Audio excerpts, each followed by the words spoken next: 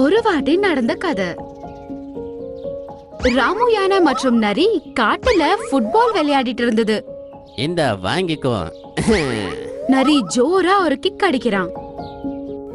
ஆனா ராமு யானை ரொம்பவே சுலபமா அந்த பால நிறுத்திடுறான். வந்து ஆடிச்சா, இப்போ என்ன பாரு. அப்படி சொல்லி ராமு யானை ஒரு கிக் அடிக்கிறான்.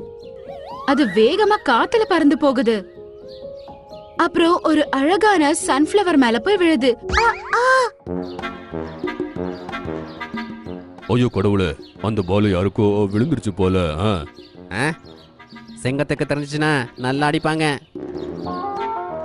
அப்படின்னு யோசிச்சு பயத்துல அங்க இருந்து ஓடி போயிடுறாங்க. பாவம் சன்ஃபிளவர் இன்னொரு பக்கம் ரொம்ப வலியால துடிச்சிட்டு இருந்தது.